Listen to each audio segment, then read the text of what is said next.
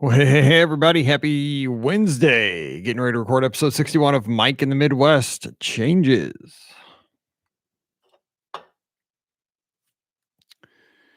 Pull up last week's comments.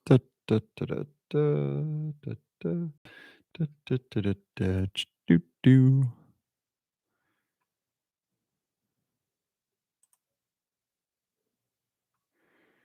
Alrighty. Okay, let's do this. Here we go.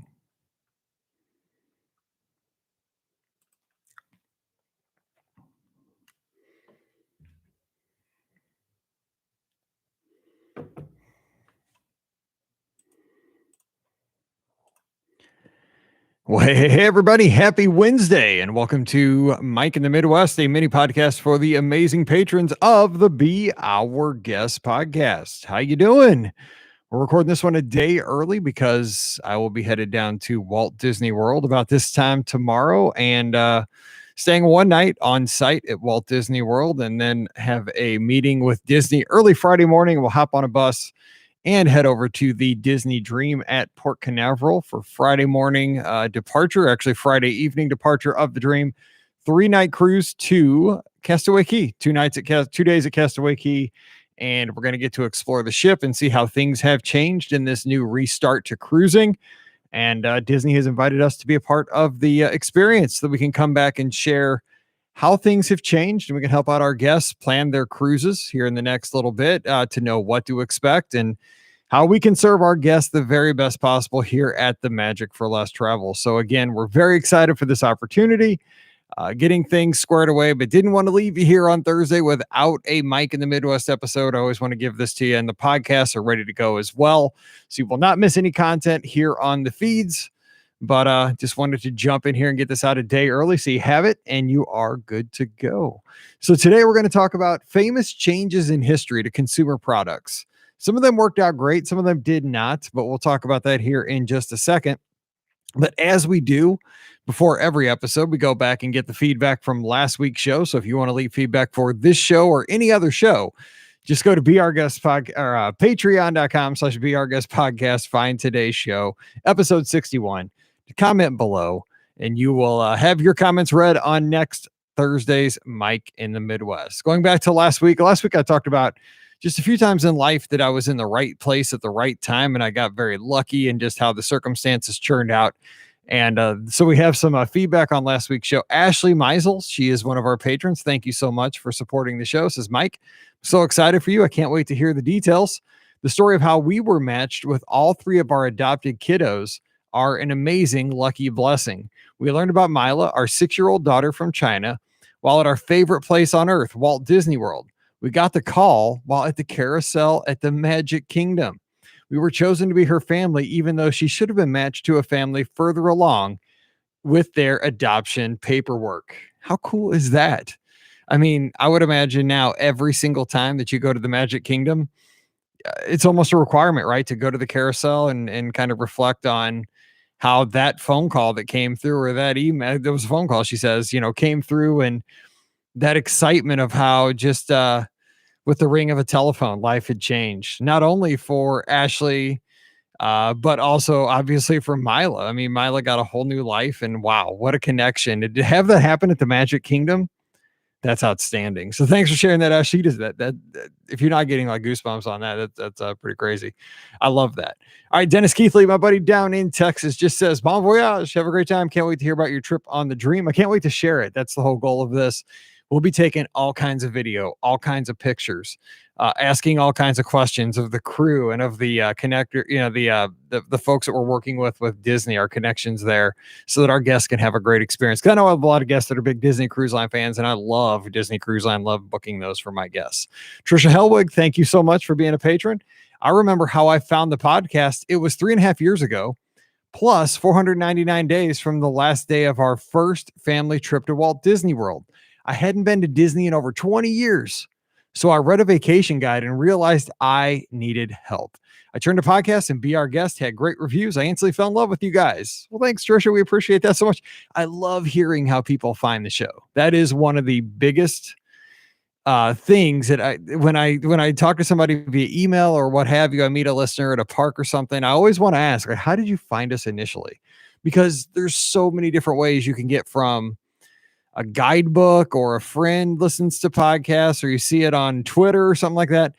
I love finding out how people connect with the show the first time. And I hope that we always build that rapport over the years, over the weeks, over the months, that when you listen to the show, you feel like you're part of the family, because you truly are.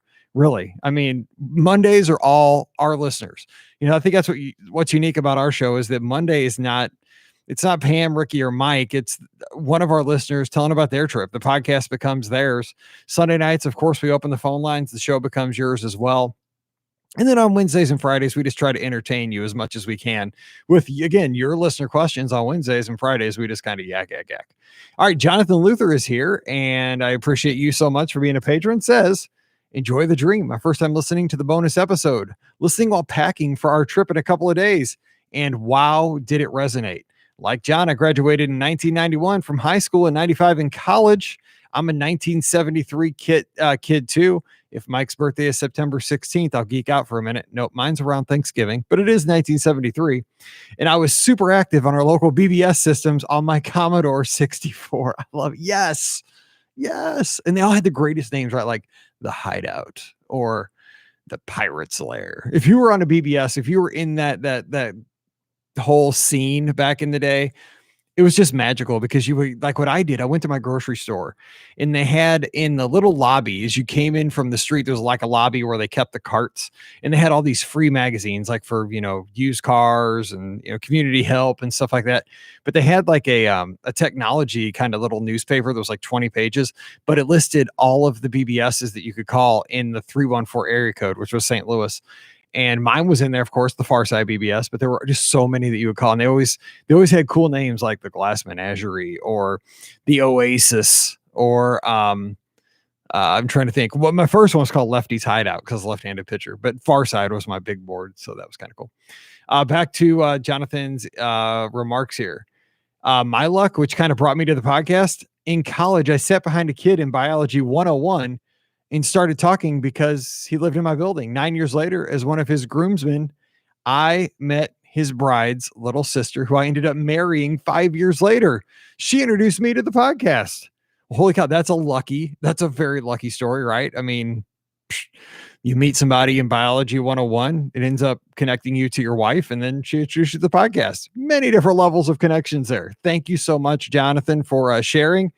And I have to tell you, my dad found an old Commodore 64 that works, and he gave it to me about a year ago, and I'm going to hook that thing back up. Now, I don't know if I'm bringing the Farside back. I do have the discs, but I got to get a 1571, I think, or 1581 to get it going in my 1670 modem. If you know, you know. If you don't know, you have no idea what those numbers mean. Megan Green, always here, and always appreciate her dropping in. I can count on Megan. What a fun topic. The lucky moment that came to mind is about my first and so far only trip to Disneyland.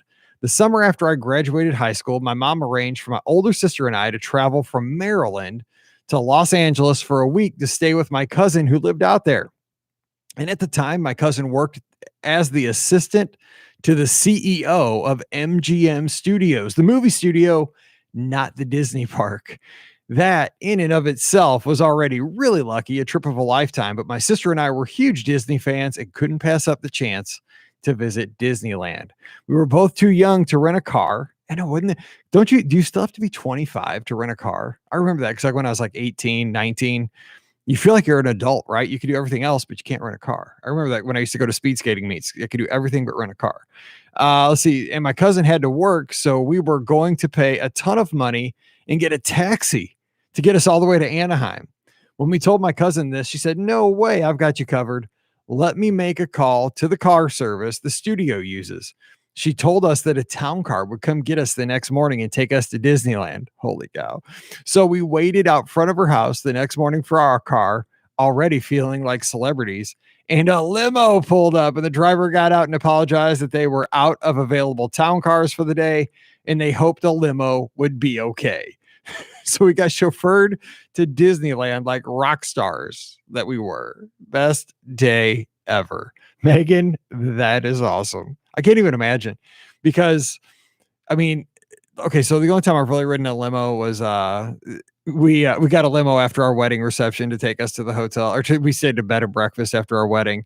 So that was kind of fun. I remember we drove through McDonald's, I think, and got French fries.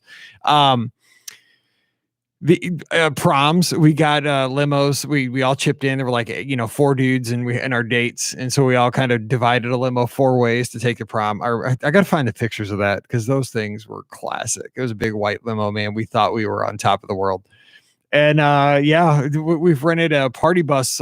We've rented a limo to get from Walt Disney World to Port Canaveral a couple times, and also a party bus. You do feel like a rock star. I'm saying, even if you're 45, whatever. It's pretty fun to ride in a limo. I'm just saying. All right, Shannon Shinkus. If I said that wrong, I apologize. Thank you for being a patron. Love your feedback. She says, I've been listening to your podcast since you started. Holy smokes. That was in March of 2008, people. Mallory was 2 months old. She's a teenager. I found it after you posted about it on the Disboards. I was just discovering podcasts at about that time and listened to a bunch of Disney ones and it got to be too much. So I've narrowed it down to just be our guest. Thanks for everything you do, Shannon. That is amazing. Thank you so much. Because a lot of great Disney podcasts out there. I promise. I'm a podcast fan. I listen to so many podcasts. But thank you for listening to ours. Yes.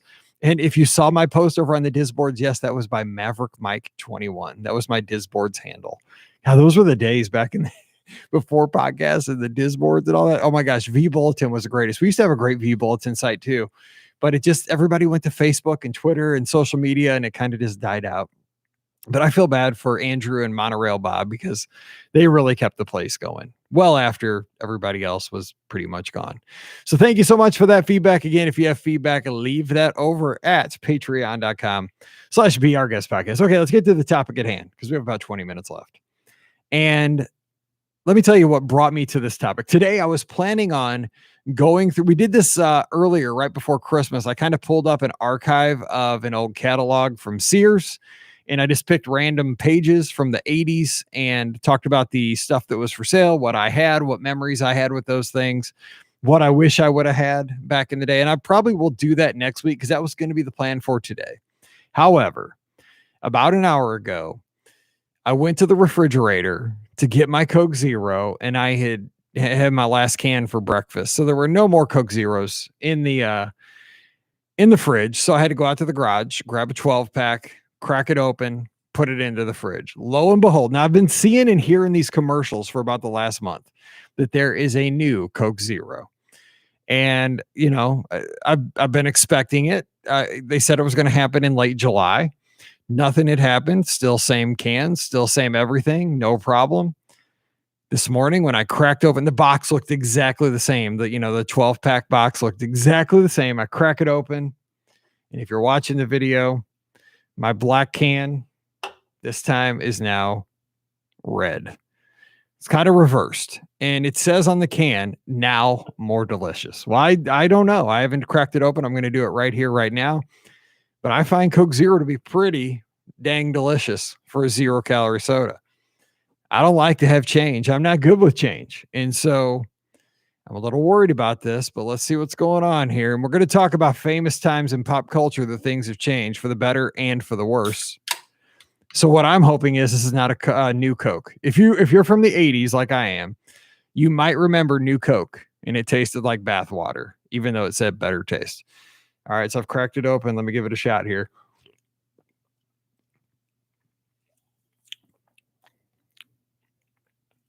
Not as sharp. I don't know. I'll probably get used to it, but it does taste a little bit different. I mean, it'll do. It's better than Diet Coke, I can tell you that. But yeah, there's a different taste there. So we'll have to see how it goes.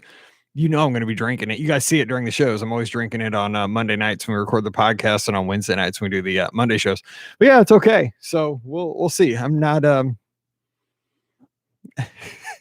I will have to wait and see what I think about that. So let's talk about famous changes in the the last 30, 40 years that have kind of turned out for the better or the worse. Let's talk about cassette tapes. A lot of folks had cassette tapes.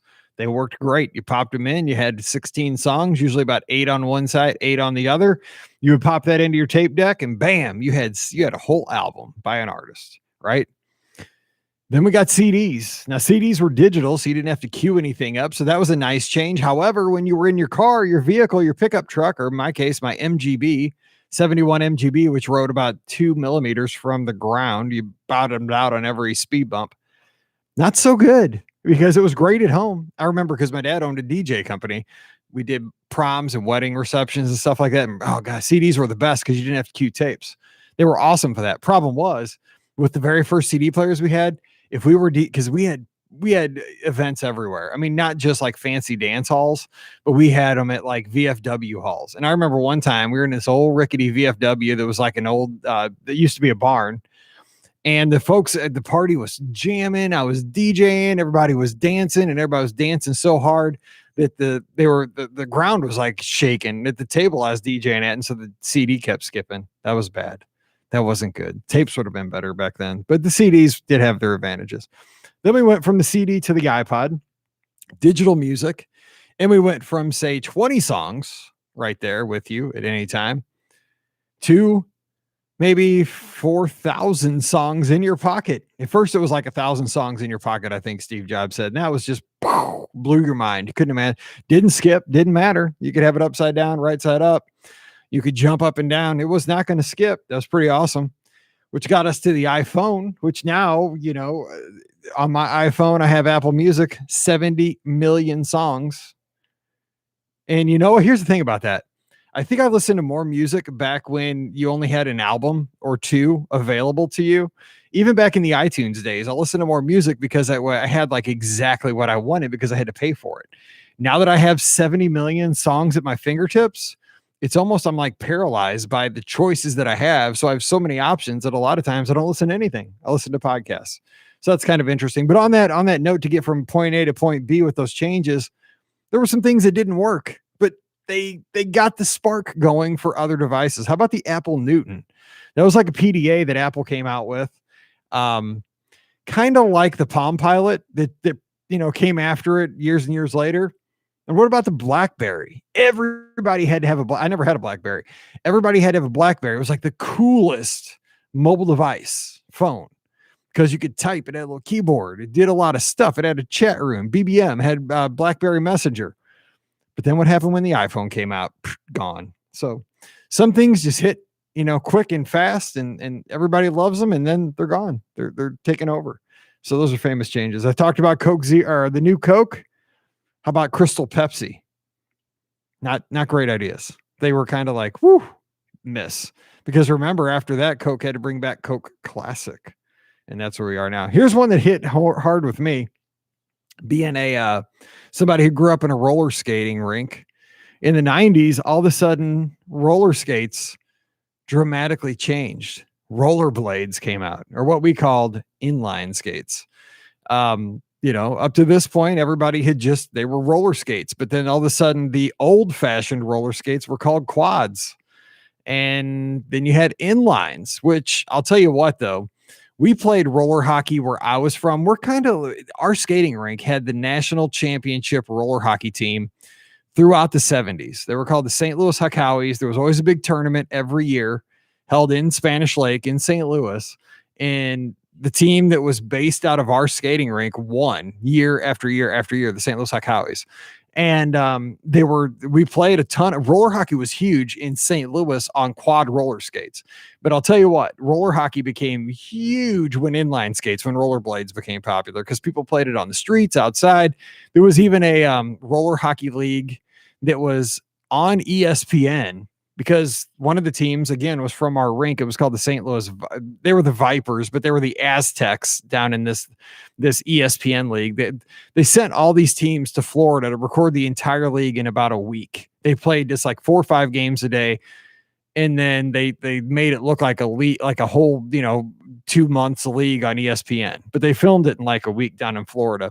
But yeah, it was based out of our skating rink. But I remember I was a good quad skater because that's what we skated on. That's what we did. We did everything on quads. Then rollerblades came around, and you had to kind of relearn how to skate and how to use that to your advantage. But it became it made roller hockey better, and it made speed skating better, and it was such a change in technology that they had to separate, because for the first couple of years in speed skating, quads and inlines competed on the same races. You could just pick whichever one you wanted to skate. But the inlines became so fast that they had to separate out quads and inlines so that it was a fair competition. So that was something. How about Betamax and VHS? If you are old like me, you remember that there was, two ways to watch home videos. And you had Betamax and you had VHS. And, some people bought into Betamax. They thought it was the way it was going to go. And VHS won out. And a lot of folks got caught with Betamax players, Betamax tapes. And those were things that didn't turn out very well. So nowadays we have the NFL. If you want to watch professional football on Sunday, Mondays, or Thursdays. But do you remember the USFL or the XFL? Different football leagues that tried to compete with the NFL because American football is extremely popular on TV, especially here in America. But the USFL tried some different gimmicks. They usually played in, smaller markets, Birmingham, other places. And they were gimmicky, the XFL especially gimmicky with players' names and how the ball looked and, how the rules of the game were. But again, they were hot for a hot minute, and then they went away. They didn't stick. What about MoviePass? Remember that from the last few years? MoviePass, the new way to see movies. For decades and decades, you just go to the movies, you buy a ticket. Used to be super cheap, 10 cents. Now a ticket to the movies, probably $10. I don't know. I don't go to the movies very often, but MoviePass was going to be a monthly subscription where you pay so much a month and you go see as many movies as you want. If you followed that story, that was a big time mess. People were really taking advantage of that MoviePass, and I don't think the movie distributors were very excited because they were not getting as much of a cut. And it just became a whole mess, and it is gone. How about McDonald's? Let's talk lunch. It's almost lunchtime here as I'm recording this. Did you know that McDonald's served pizza? Yeah, McDonald's had pizza. They also had the McDonald's Mighty Wings. They had boneless chicken wings, just like Buffalo Wild Wings. And also, do you remember the McDLT? So this one, and they have just a history of things they've tried over. I mean, you could dive into this for a week if you look at all the failed McDonald's items, not failed, but experimental McDonald's items that were kind of limited time only. But the McDLT was a kind of an interesting concept in its packaging. So if you think about it, when you get a big burger like a Big Mac or a Whopper, it's got hot items, obviously, like the burger patty, the all that stuff, bacon sometimes, but also it has cool items like your tomatoes and your lettuce and maybe your pickles. And so the way they sold this one was, and I remember getting this back in the day, or my mom getting it or somebody, they gave you the burger, but it was not assembled.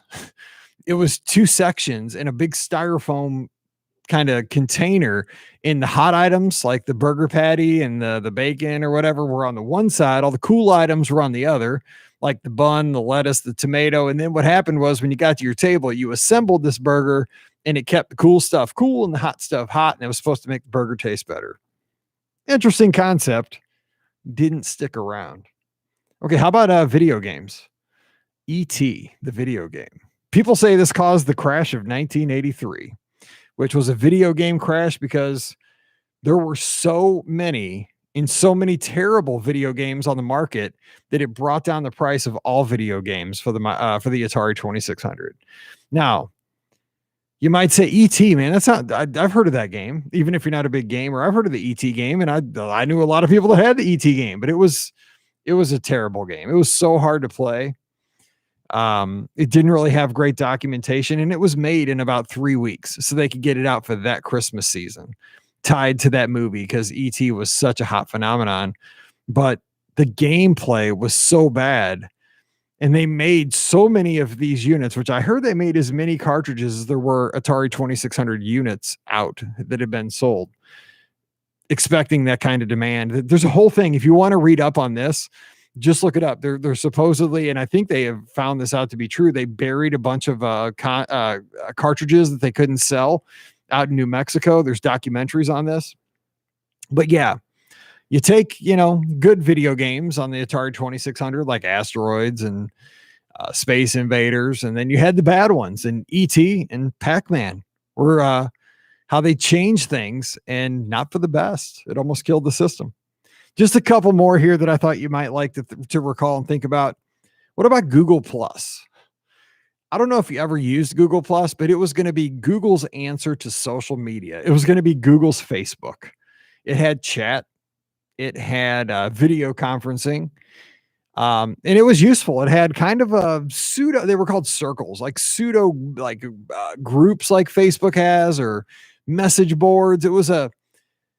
I tried to use it, and it was really confusing at first, but it had a lot of useful and had a lot of fans. But eventually it had a lot of security issues and a lot of spam and stuff like that. And I know Google shut it down about 2 years ago, but it was one of those things that you thought, well, is this the answer to Facebook? Can we do Facebook better? No, it didn't happen, and it went away. Also, Google Glass. Now, some of these things I think have hit for a while, and they weren't really well received. So with Google Glass, that were those augmented reality glasses that also had a video camera that faced out. And really, I never saw a pair in real life, but I heard about them on podcasts that I listened to, and stuff that I've read online. And they were really only around out in Silicon Valley, out where Google is.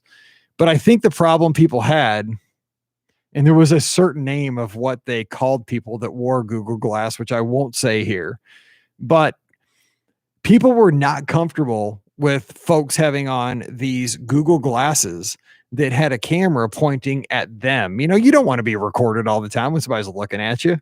And so it didn't succeed. But from what I've heard from folks that did have Google Glass, there were a lot of cool things about it.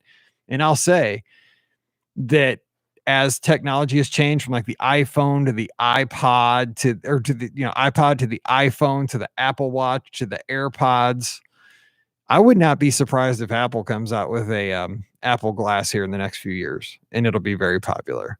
The last one I'm thinking about today, changes that have come around to software in our lives. And I heard about this on a podcast this morning. That's why it's fresh in my mind. Do you guys remember Clippy? So if you grew up in the 90s and you used Windows or Office, like Microsoft Word or Excel or PowerPoint or anything, there was this guy called, I don't know, guy or girl, it was a paperclip, called Clippy. And there was also Bob, who was a kind of a version of this too, by Microsoft. And this little thing, now, if you're younger, you don't know about this, but if you are my age, you are scarred by this. This little guy, so you want to start, I remember, like, I had to type lesson plans for my principal every Friday for the next week. And I built my own template, and I would enter the objectives and the anticipatory set and the sequencing and the materials you needed and so forth for every lesson, the closure. So I would just go into my saved document in Microsoft Word, and I would just type in and change the stuff for each lesson. Every time I did this, Clippy would pop up. Now, if you don't know Clippy, again, just look him up. He was a little clip, paperclip looking guy, but he had eyes. And he would jump in and try to help you all the time. He would say, "Hey, or I don't remember to put your name in there. I don't think he did. Hey, looks like you're trying to make a list." And I'm really not trying to make a list. I am listing steps of my lesson, but I'm making a lesson plan. Looks like you're making a list. Here, bam, let me pop in some bullet points. I don't want bullet points, Clippy. And so you would click on him and he would go away. But then as soon as you try to do something else, looks like you're trying to make this bold text. Let me do that for you. No, I don't need everything bold. I just need the title there bold. And so I would literally fight with Clippy, this little animated paperclip that would always pop up. And Bob was worse. He was before Clippy. So I just wanted to drop in here and give you some nostalgia, because that's kind of the focus of this podcast, Mike in the Midwest, things I've grown up with here. And think about things that have changed in life that maybe are for the better, maybe are for the worse. Maybe we're in the middle of the change and we don't even realize it. We think, it's gone. But really, it's kind of just that iteration of that item is gone. And next year, something better using that old technology that's been improved upon will change our lives. Think about Facebook. It has changed the way we communicate with people all around the world. Now, people don't like it. I'm not on Facebook hardly ever. I'm not a huge Facebook fan. But I can't deny that it's changed things all around life and people are now connected more. That could be good, could be bad. I really don't care about, we have this group for our neighborhood and the stuff people post on there. I don't care. Like, who cares? Like, there was this bird that pooped on somebody's car. I don't care. You don't need to post that in our group. You know, I mean, I can see where it's good if you're going to have a neighborhood barbecue or, you know, somebody needs help. That's a great idea. But like, the stuff that gets posted there is just, it's obnoxious. Anyway, so hopefully you had fun kind of going down memory lane with some of these items and popular products in pop culture that have changed. I want to hear what you recall. Like, what are some of the products that you recall that have gone through huge changes for the better, for the worse over your lifetime? Again, just drop by patreon.com/BeOurGuestPodcast, and I cannot wait to hear what you have to say. All right. Well, until we get back together again next Thursday with lots of fun stories, I'm sure. I'm Mike, wishing you a great week. Stay safe, stay healthy, and we'll see you real soon. All righty, everybody. You have a good one.